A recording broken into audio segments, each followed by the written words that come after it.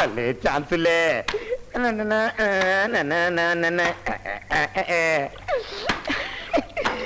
రతమ్మా నువ్వు ఉతుకుతుంటే అందం అప్పయ్యేసావే బంధం.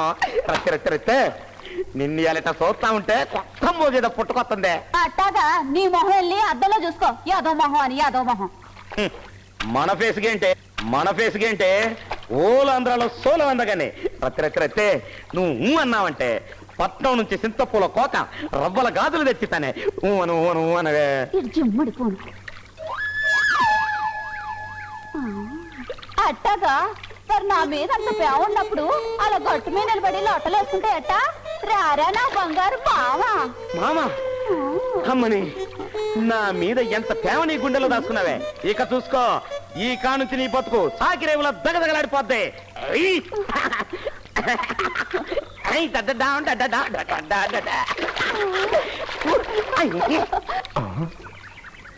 అమ్మ బొమ్మరిది ఎన్నాళ్ళకి నా చేతికి దొరికేవరా.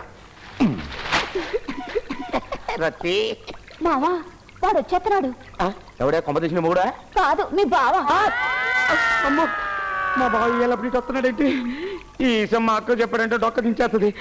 రతి నేను ఈ నెలలో తొంగుంటాను, నువ్వు నన్ను సాగిమండలో వాడుకోయే. మరి మునుగు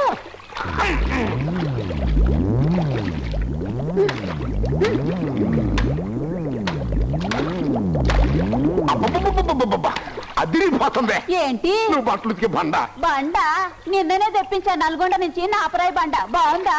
బాగుందా అని అడుగుతావంటే ఎన్ని రోజుల నుంచి ఎదుగుతున్నాను ఇట్లాంటి బండ కోసం. ఎందుకు బట్టలు ఉతకటానికా? అన్ని లేఖి మాటలు మాట్లాడతావు. బట్టలు ఉతుక్కోవడానికి కాదు, ఈ కొడవలకి పదులు పెట్టుకోవడానికి.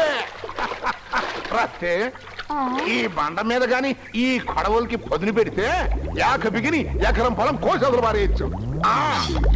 అది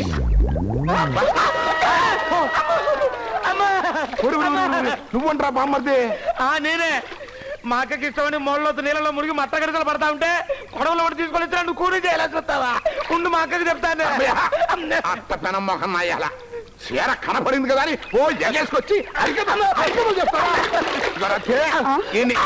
చెరువులో పడేసి